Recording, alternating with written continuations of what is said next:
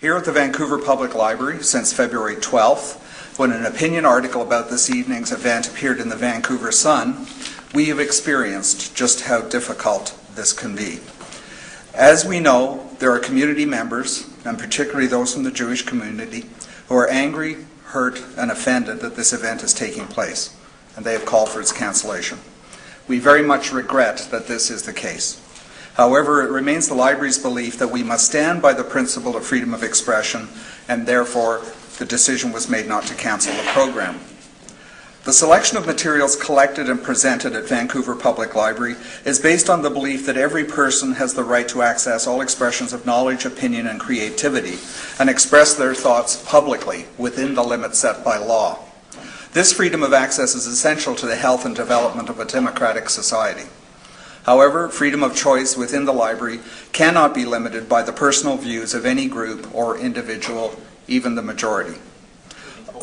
Upholding the principle of intellectual freedom can also at times put you in the position of appearing to support points of view in which you do not believe.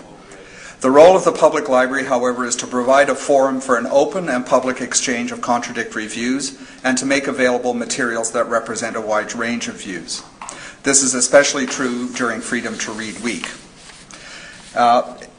when libraries often present books that people might feel uncomfortable reading. Greg Felton's new book, The Host and the Parasite, is such a book. Greg Felton currently writes for print and online publications about Middle Eastern and Canadian politics. He has a bachelor's degree in Russian studies and a master's degree in political science from the University of British Columbia. With that, I will now introduce Greg Felton.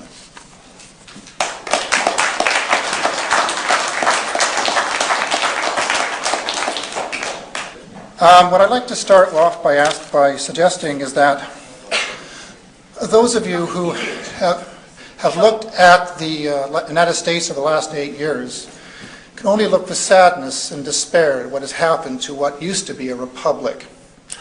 For 225 years, the United States has been at least nominally supportive of things like individual rights, protection of the person, the rights against the accused, habeas corpus, the right against illegal search and seizure.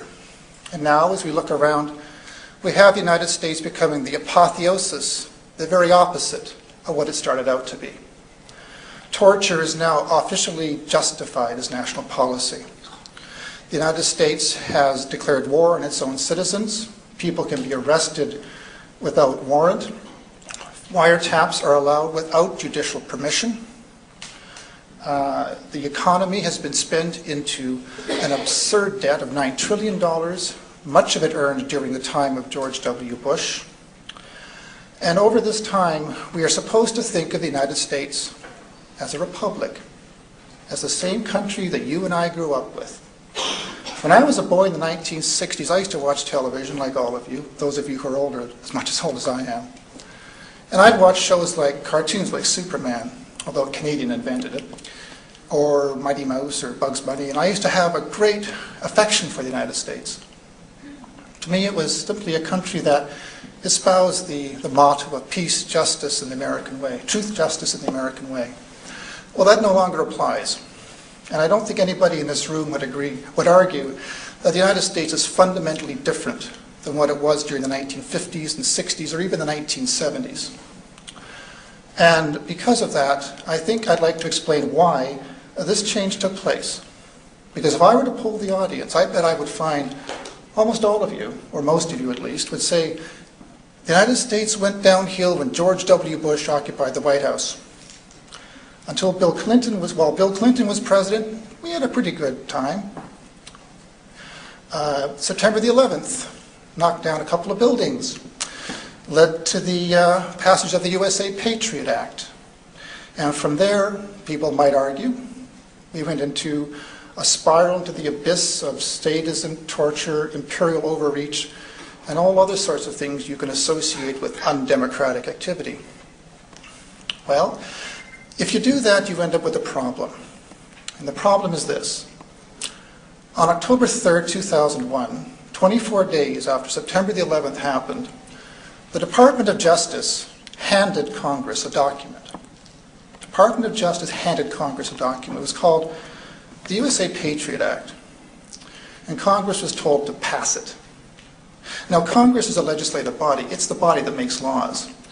But here we have a Congress being told to follow a diktat from the executive, which is kind of weird. At least Congress should have the right to have oversight. Congress should at least evaluate it, discuss it, debate it.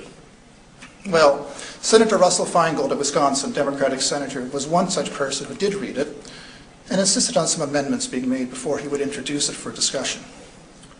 The Patriot Act was entered into the House October 23rd and signed by Bush on October 26th.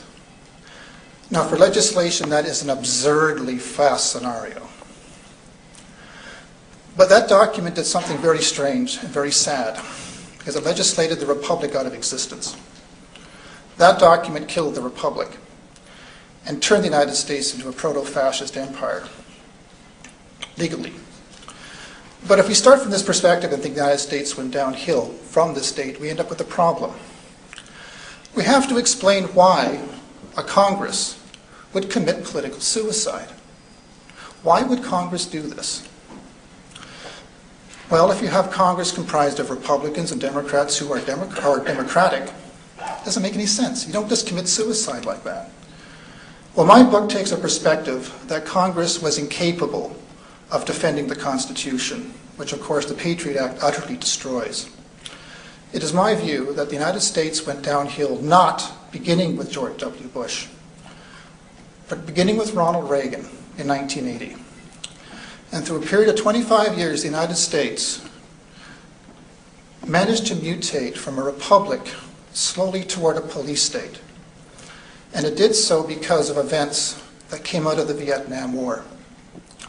What I'm going to do is I'm going to go back a bit to the climate of the 1960s and describe for you what happened because of the counterculture and the anti-war movement. In the 1960s, I'm sure many of you know, the United States was fighting two battles at once, Vietnam and Lyndon Johnson's Great Society public spending programs. Johnson was a populist, he was a reformer. He believed in spending money to help Americans, the poor Americans, all Americans. The problem is it was an expensive proposition, and it ran counter to a lot of people's belief that the state ought to have no role in spending money on people, that people ought to be responsible for themselves. And a lot of conservatives, so-called Straussians or neoconservatives, took exception to this. And as a result of the anti-war movement, the Great Society spending, the rise of civil rights and sexual liberation and equality for women, there developed in the United States a reactionary anti-democratic countercurrent comprised of three distinct elements.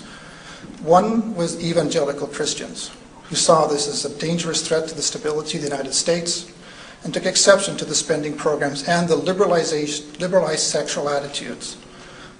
The seminal point for this was the 1973 passage of the Roe v. Wade decision, which made abortion legal upon demand, or at least decriminalized it. In that same year, Paul Weyrich founded something called the Heritage Foundation, the very first so-called conservative think tank.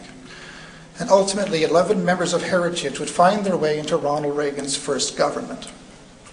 So to all intents and purposes, Ronald Reagan was a front man for the Heritage Foundation.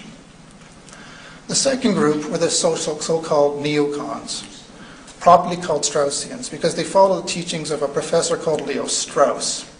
And he got a big leg up from a man named Irving Kristol, a very influential Jewish professor who left New York, went to Washington, D.C., and helped turn Leo Strauss's philosophy of unenlightened self-interest into a major economic movement. Leo Strauss believed that a government had a right to lie to its own people, to keep truths from them, not to give people, the common people, any sort of help, because that would weaken the fiber of American society. And America had to be strong to face up to the threats of the communists and the fascists and all this sort of stuff. The third group were called Jewish Zionists. Norman Podhoretz, Irving Kristol, Charles Krauthammer, Paul Wolfowitz, Richard Pearl, a whole list of individuals whom George H.W. Bush would collectively call the crazies. these people together formed what I call the fascist troika, the fascist undercurrent that had been extant in the United States culture for some time, but had not risen to any sort of political prominence. Because, for the most part, radical religion, although practiced in the United States, was not really welcome at the highest levels. The separation of church and state was still at least nominally respected. And because of this, it was very difficult to profess open support for evangelical Christianity. And for Jews, it was difficult also, because until the 1967 war, Jewish Americans were very concerned that they might be considered somewhat less than true Americans if they harbored a dual allegiance to Israel. So up until 1967, the Holocaust and other sorts of Zionist issues were kept very much out of the public view. They were very personal. They were not to be discussed. In fact, only 3 books on the subject existed until 1967. And then 1967 happened. Israel provoked a war in the Middle East and managed to seize control of the Suez. It occupied East Jerusalem, the Golan Heights, Suez, the West Bank, Gaza Strip. It is still an illegal occupation of much of that territory today. But the fact that Israel did it meant that Israel was no longer some afterthought in U.S. policy, which was oil-based. Strictly speaking, the U.S. wanted the Middle East for oil. That's all they cared about. But Israel now was a major player. Because American Jews could now look upon Israel with pride because they conquered territory. They could now espouse both support for Israel and the United States, and so did Lyndon Johnson. And principally because Israel is one of the few countries that wouldn't give him grief over Vietnam. So by the time 1973 comes around, we have 3 groups of people: evangelical Christians, Jewish Zionists, and Straussian neoconservatives, neither one of which has any regard for America. What happened then, during this period, which was a reaction against the populism of the 60s, came to a particularly interesting end in 1976 with Jimmy Carter's victory over Gerald Ford, just by a squeaker. It was the narrowest victory since 1912. And that decision, defeating Gerald Ford, was, I believe, a decision by the United States public to turn its back on the Vietnam War, the cruelty, the sadism, the lies, the corruption, the violence perpetrated in the name of a misbegotten war, and turn their minds forward to look for something else. America wanted a new country, and Ford was a remnant of the old country, though a very good man. Carter was an evangelical Christian, a Baptist. He made it possible for Christians to come out from the closet, so to speak, and profess both a political and a religious identity.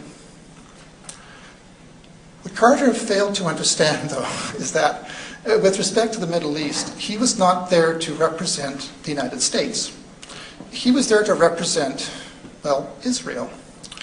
Because soon after he was elected, now I'm talking about 1977 March in Clinton, Massachusetts, he delivered a speech where he spoke honestly, intelligently, I think, about the need for a Palestinian homeland.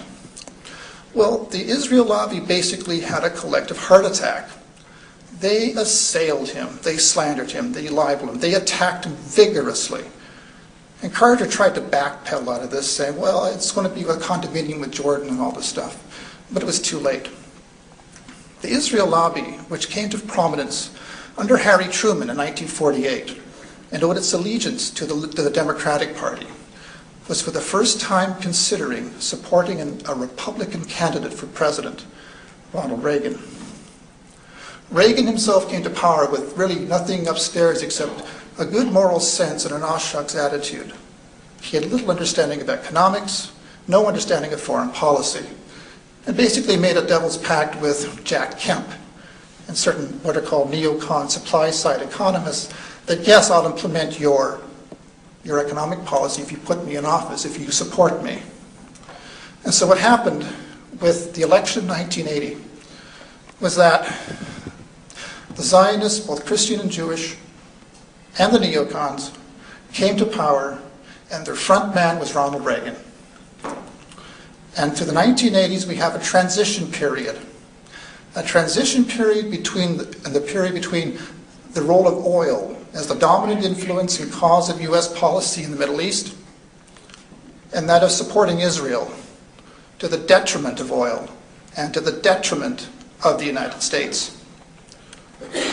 Some of the most interesting things happened soon after Reagan took office. And this happened both in Lebanon, Iraq, and Palestine. Menachem Begin was head of Israel at the time, the first Likudnik head of Israel. And Reagan decided that he was going to assert himself as an American foreign policy expert. You know, I want certain things done. In June 1981, Israel bombed the Ozark nuclear power plant in Iraq. It did so illegally, using American weaponry, contrary to the U.S. Procurement Act, using U.S. satellite technology, contrary to U.S. law, and the United States did nothing about it. In September 1982, Reagan spoke of a Palestinian peace. And he, like every other president since Johnson, spoke against continued Israeli construction of illegal settlements. 4 days after Reagan made his speech, Begin humiliated Reagan, that's right, and promised $18.5 billion for new settlements. On September the 6th, 1982, Lebanon was under invasion by Israel. And Reagan saw pictures of bombed out cities and children burnt beyond recognition. And Reagan, for all of his faults, was a very moral man. He had a sense of humanity. And he told Reagan he had enough of this. He wanted to stop doing it. And all that Begin could do was throw up the Holocaust in his face and told Reagan to pound salt. Throughout the 1980s, Israel virtually ignored everything the United States wanted to do in the Middle East. It had carte blanche to do what it wanted. And from the 1980s onward, we see a progressive diminution of oil as the main interest of the U.S. Now I want to say this because up until from 1932, say, until about 1979, U.S. oil policy was pretty predictable. You put a tyrant in charge. You tell him to repress the democratic rights of his people because, democratic societies provide for the people, and that cost, is factored into the cost of extracting the oil from the ground. America doesn't like paying much for its oil, it likes to get it real cheap. And so in case of Saudi Arabia and Iran under the Shah, which the U.S. installed over the wishes of the Iranian people, the U.S. had a very nicely contained supply of oil. Repressive regimes, cheap oil, loyal, everything's okay. Well, if you look at that particular oil policy, and we look at how Reagan and George W. Bush behaved, we see an incommensurability. For example, Reagan wanted to ensure a safe political climate for the oil in the Persian Gulf, with Saddam Hussein as head of Iraq. He sent Donald Rumsfeld to Iraq to shake Saddam Hussein's hand and assure him of U.S. support for a pipeline to be built to the port city of Aqaba. Of course, it was well known that Saddam Hussein at the time was using chemical and biological weapons in his war against Iran. It was well known, the Americans knew it. The Americans said nothing. Americans wanted oil, they wanted stability, they wanted a quiet economic climate. Flash forward to 2000-something or other. George W. Bush fabricates an implausible, untenable, farcical case against Saddam Hussein for having weapons of mass destruction in order to bomb the bejesus out of his country. Now in 1991, Dick Cheney had acknowledged that there was no more threat of weapons of mass destruction from Saddam Hussein. Colin Powell said the same thing in 2000. So did Condoleezza Rice the next year. In fact, Cheney, twice in 10 years, Powell twice, Rice once, within the last 7 years, had admitted that Saddam Hussein had no useful weapons of mass destruction and posed no threat to the US or Israel. Within months of the last of those announcements, the US policy flip-flopped 180 degrees. All of a sudden, weapons of mass destruction, which were dismissed as nonsense, which were openly acknowledged to be non-existent, were now asserted to be facts. Why would the US do this? What caused the United States to have such a complete change of understanding? Because no new information had come forward to change the previous assessments, which were correct and have been shown to be correct. Well, the only interested party, the only country interested in bombing Iraq was Israel, for two reasons. Well, three reasons, actually. Iraq has a lot of oil. Israel needs oil. Iraq has a lot of water. The Tigris and the Euphrates are within the ambit of what is called the maximalist Zionist claim on Middle Eastern land, from the Nile to the Euphrates. It's also the case that Saddam Hussein was one of the few Arab leaders courageous enough to stand up and defend the Palestinians against the repression and the sadism of the Israeli state. The occupation is to this day illegal, but it's hard to find any outlet in the media willing to say this. So Saddam Hussein was a political problem and also the head of a country that was the capital of the Arab world, culturally speaking. Baghdad was a great center of learning, and Hussein had a good army. But armies in the Middle East are not something Israel wants on its doorstep. Israel wants to have complete military superiority over the region. And so we had a provocation to bomb Iraq. It wasn't just Bush, though. Throughout the 1990s, Iraq was starved under more illegal, no-fly zones and sanctions regimes, which did nothing but starve Iraqi children and other people. Iraq has never posed a threat to anyone, militarily speaking. The Saudis were scared because they didn't like the idea of an secular Arab regime having weapons on its border, but that's their problem. It was not justified to starve a nation just because some countries were uncomfortable with Hussein. I mean, Hussein was an American ally, to all intents and purposes. He attacked Iran after being goaded by the US. The Iran-Iraq war started because the US pushed Hussein to attack Iran around the Shatt al-Arab waterway in the south.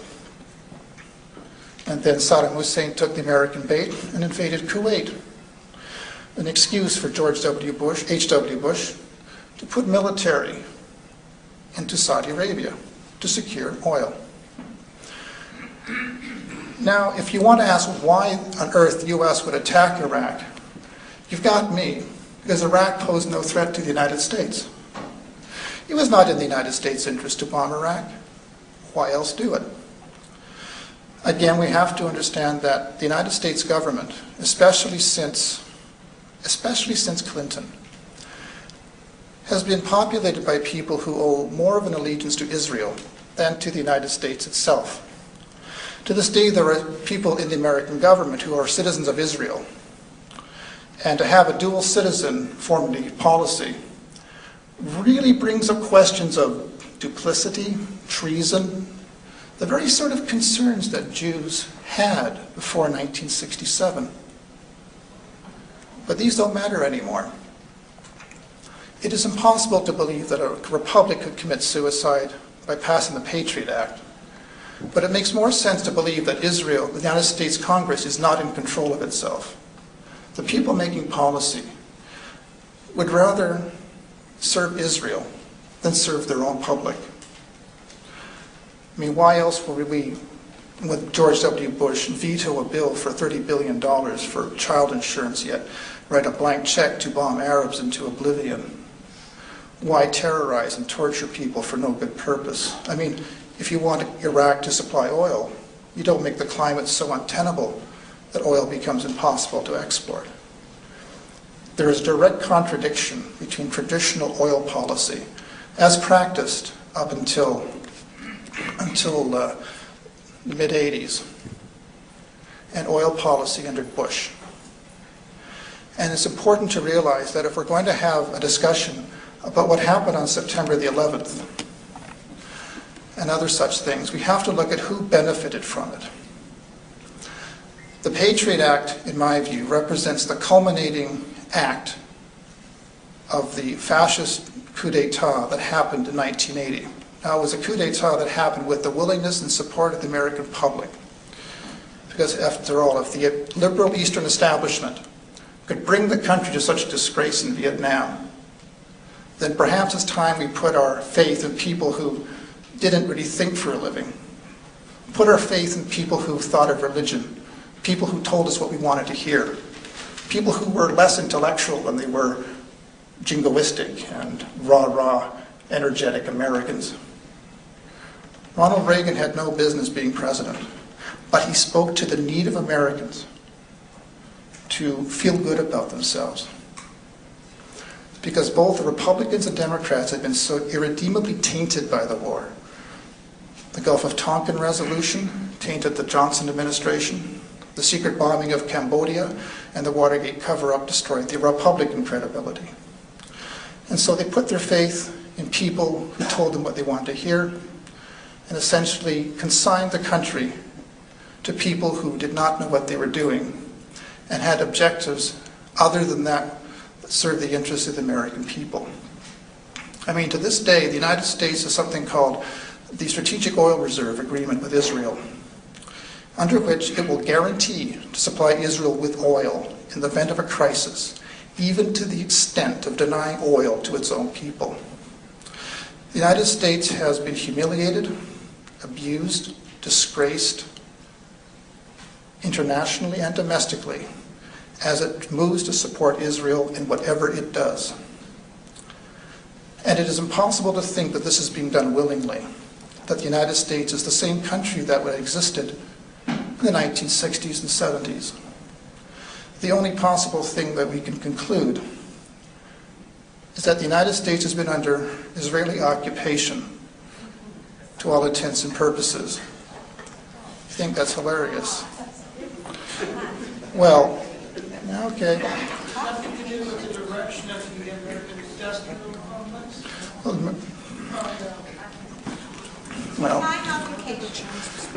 I'll be finished in a minute. The only way to understand the last 8 years is that it's a culmination of a number of things that happened in the United States that I articulate in my book here and shows how the United States slowly and quite clearly allowed itself to be occupied and humiliated by a lobby that had at its primary interest the interests of another government. Because a lot of people will argue that, well, the United States is the strongest country in the world. Nobody could push the United States around. Well, if you look at the people who run the United States, the military-industrial complex is a very good example. The interplay between them and the Israel lobby is very, very close. And it makes no sense for the United States to murder Arabs en masse. It makes no sense for the United States to repudiate its own principles and declare war on its own citizens. The only way we can make sense of this is that the people in Washington are serving another government, that we have essentially a treasonous government. And in fact, if you know how both Bush stole the last 2 elections, it's not legitimately elected. We have to look at the sort of gangsterism that we most commonly associate with the mafia or some other sort of organized crime. There is no other way to explain the United States from a rational point of view. It cannot be done. There is no rational explanation for the United States' behavior. We must assume an irrational frame of reference. We must assume that the United States we see and the United States that really exists are quite 2 separate things. And if we do that, and we look at the events of September the 11th and how that happened, and the people who were responsible for it, we end up with conclusions that the United States has been dominated by interest groups that put the interests of America behind that of Israel. I have a number of other things I could say, but I don't want to speak for too much longer, and I will give the floor over to questions.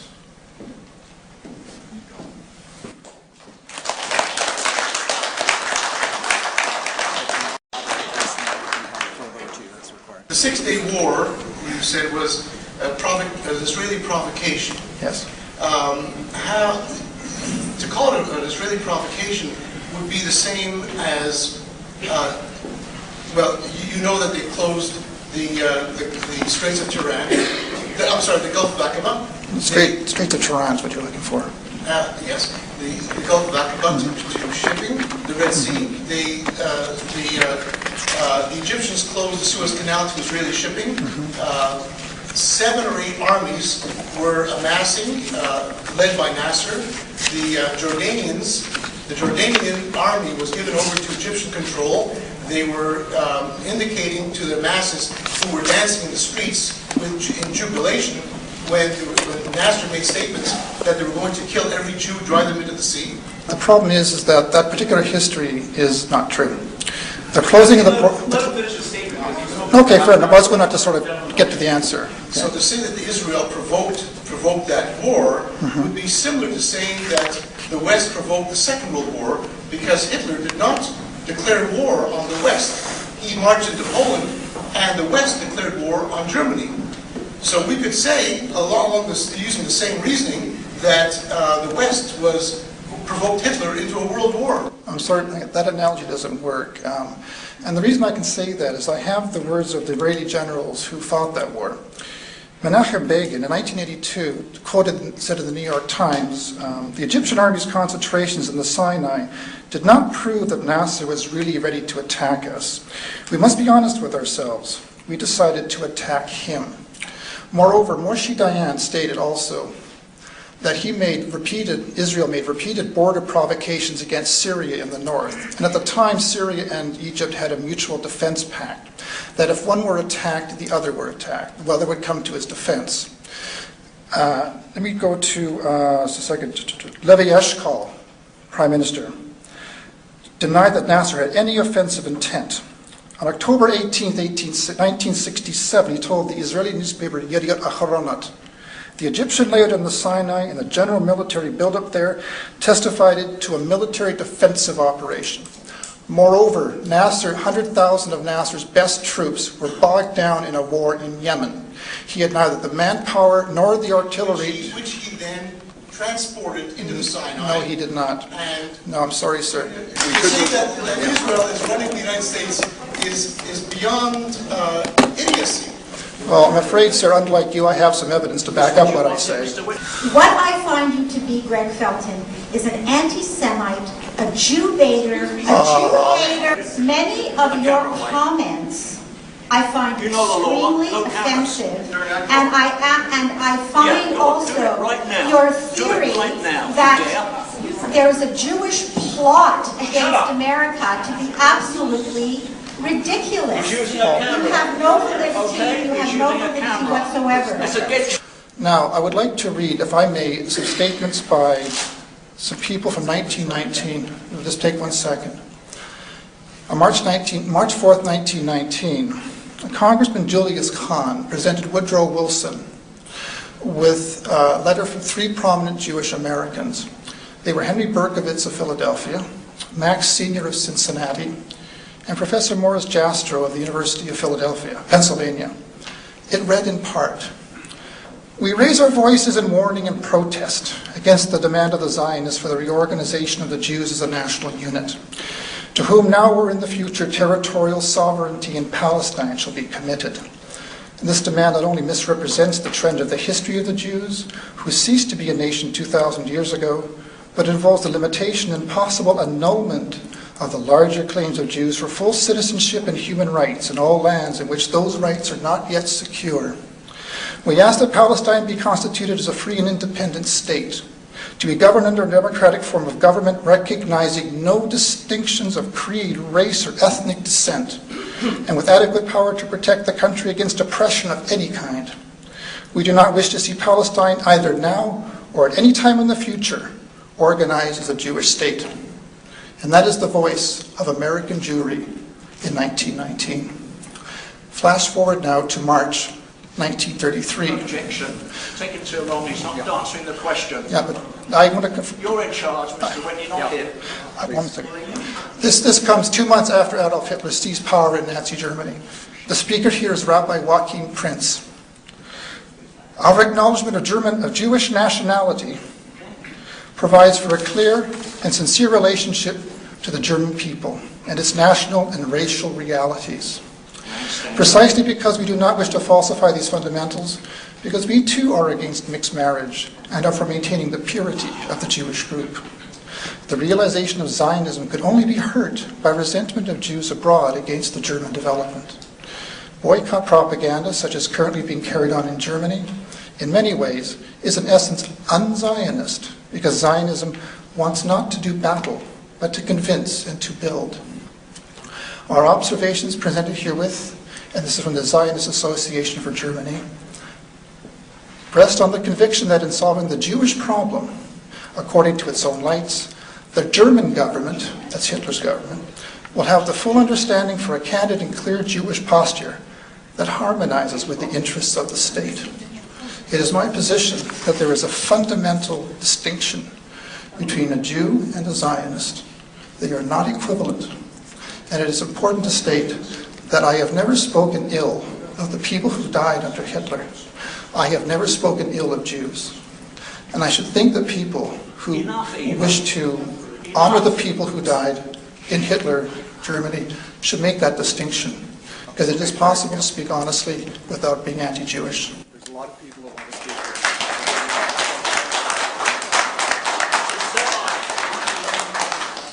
The U.S. government has a multitude of lobbyists from every sector in its nation and from every country, including from Arab and pro-Palestinian interests, as well as pro-Israel groups. Because someone disagrees with an American policy on Israel does not mean that the Jewish lobby is any more powerful than the softwood lumber lobby or the Mexican immigrants lobby. Abraham Foxman has written an excellent book called The Deadliest Lies, where he says that as history shows us, when people in the West are sufficiently anxious, fearful, angry, and confused, a familiar scapegoat tends to rise to the surface again and again. It is either the Jews or now the State of Israel. To say that the Jewish people do not have a right to the State of Israel, where their ancestors and their relatives have lived for thousands of years, is to say everyone in this room who is not Musqueam or Coast Salish has no right to live in Vancouver. About the foundation of Israel, Israel was actually created quite illegally in 1948. The partition plan was the partition plan was never ratified by the Security Council. When Ben-Gurion declared statehood, he did it without moral, legal, or political foundation.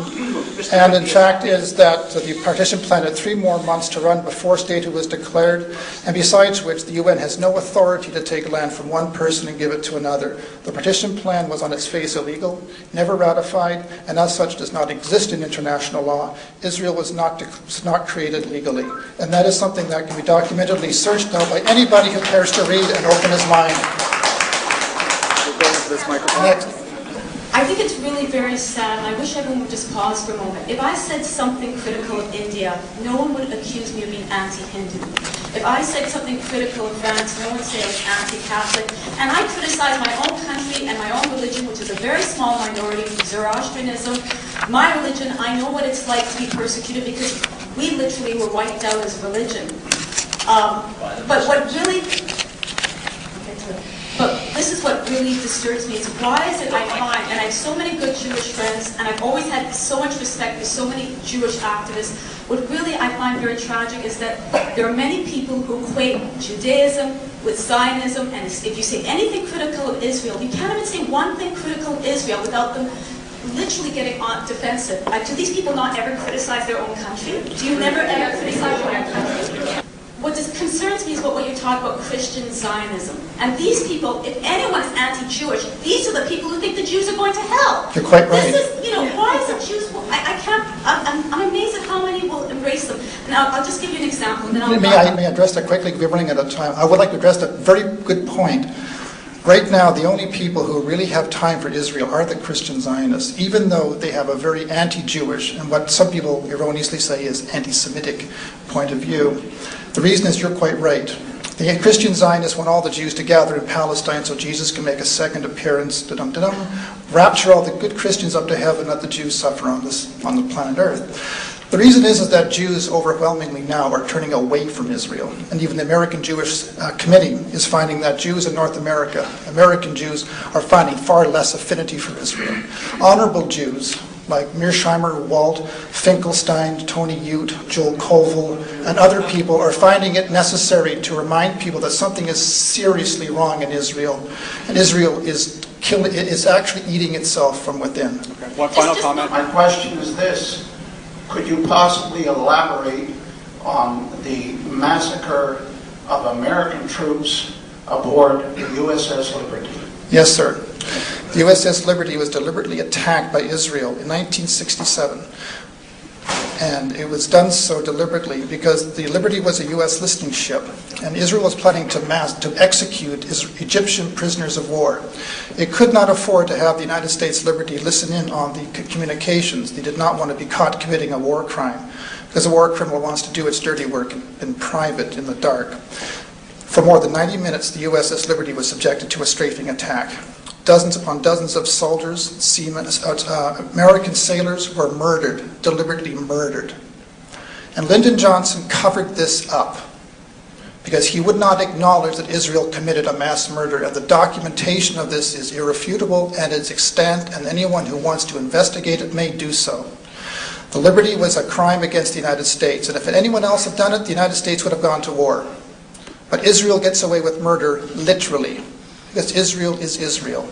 And the connection between Zionist money, influence, coercion, and power and media in the United States ensures there will never be proper, honest debate about Israel until forums like this circumvent the national media and expose people to opinions that they might not otherwise have come to hear, and ask them to examine their own prejudices and open their minds and face reality squarely in the face.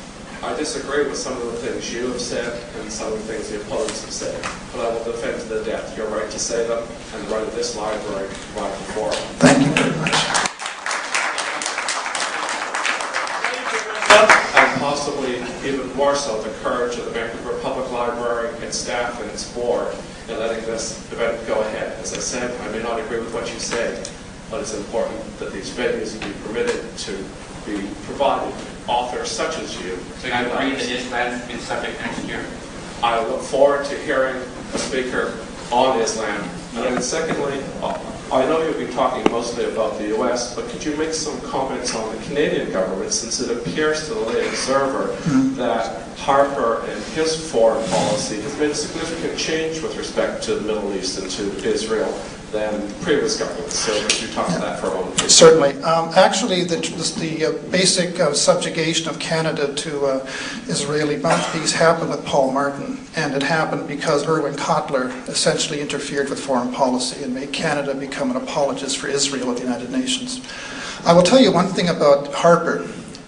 Before the Palestinians elected their government in Gaza, Harper held a conference call with 3 members of the lobby, and he promised them that he would not recognize Hamas if it were elected.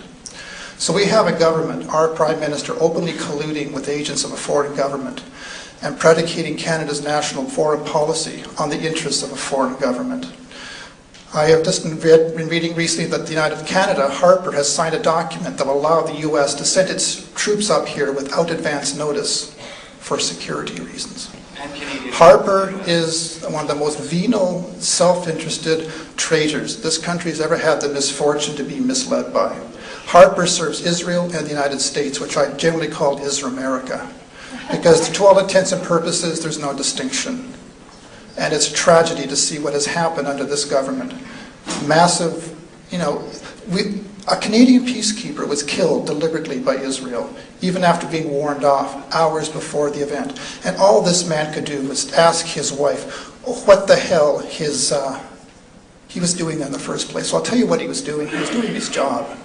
And he was murdered because Israel doesn't want witnesses. And we will not come to the defense of our own people if it would embarrass the Zionist entity in Palestine. The Arabs say, drive them all into the sea.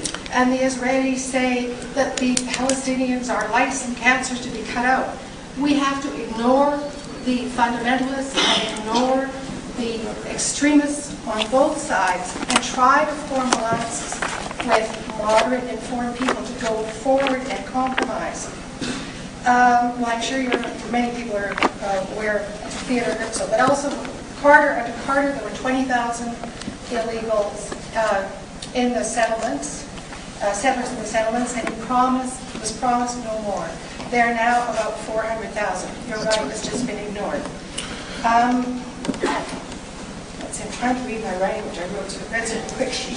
While you do that, I can make one comment that during the so-called Truce of Oslo, when Yasser Arafat and Yitzhak Rabin and Bill Clinton formed that great signing ceremony in '93, during the period until 2000, Israel increased the number of illegal colonies by 100% and doubled the amount of people living in those colonies by 100%. Israel has never abided by any international law and never will. Well, that's the same recent agreement in Maryland. They did that. Now, as to getting the other point of view, the best place to get the other point of view is in Israel itself, in Haaretz. You're quite right. Far more actual debate about what's going on, what they agree with Israel, what they disagree with in Haaretz than we're ever allowed to hear here. Thank you very much. A very good point. I want to commend you for that, because Haaretz will say things openly that we are not allowed to say here. Like today, Israeli soldiers talked about choking Palestinian boys for sport to see how long they could stay alive and then reviving them. Or just pulling their clothes off and just humiliating them. It's very... Could you wrap up? Sorry. And one of my biggest shocks when I was in Israel is to see that they mandated, and I can't remember which is which, but if you're Israeli or Jewish, then you have a yellow license plate or a blue one, I can't remember which. If you're Arab, you have the other color. That's correct. I can't understand how somebody suffered through the Holocaust with a star, something that's yellow, doing this to another group of people. And that's just a mentality. May I address that quickly? Yeah, I think we'll have to move on. Yeah, I just want to say that is truly appalling. And yes, I mean, the Palestinians are being treated like the Untermenschen that the Jews were. But it's interesting to state that the people who wore the star and the people who were persecuted were not the Zionists, because they were the ones who were helping the Nazis. And the fact is that Israel was only created out of pressure and blackmail by the United States and other countries. It did not have a right to exist. It has never had a right to exist. It is the last vestige of Western colonialism in the Arab world, and it is killing everybody. Okay, I think we should move on over there. Yes, Mr. Felt, can you describe, is it not true that the Jewish people under Yitzhak Shamir during the 30s were trained in Mussolini's Italy? And Yitzhak Shamir, when he tried to march with the Germans, these records are all in the Jewish Holocaust Museum at the, how would you call that? The Yad Vashem Museum in Jerusalem. Yes, one of the great things that no one ever talks about is how Yitzhak Shamir wanted to form an alliance with Hitler. And he went to Berchtesgaden to try to persuade Hitler to join with the Jewish army against the British. And Hitler thought about it and said, nah, wasn't interested. Because the sad thing is that the last great unprosecuted war criminals from World War II are the likes of Israel Shamir, David Ben-Gurion, and the likes of Yosef Weitz, people who actually, as I stated here, like Rabbi Joachim Prinz, actively supported the Nazi Reich because they wanted to persecute the Jews so badly they would want to leave, but only to Palestine. And David Ben-Gurion actually said in 1935, and I will paraphrase, if I thought I could save all the Jewish children of Germany by allowing them to emigrate, or risk having half of them die by forcing them to go to Palestine, I would regrettably choose the latter. The Zionists actively took part in the extermination of European Jewry. And that is something, whether you like to believe it or not, is actually written, discussed, and if you want to see who did it, a Zionist writer named Edwin Black wrote a book called The Transfer Agreement, and it outlines in painstaking, sad, disgusting detail the collusion of the Zionists with the Nazi Reich to sabotage the Jewish war veterans of America who started the worldwide boycott to bring down Hitler's Germany.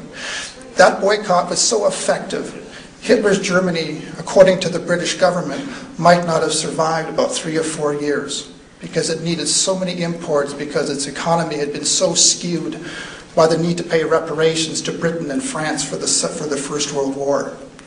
And it's sad to see that people who teach history have no knowledge of this.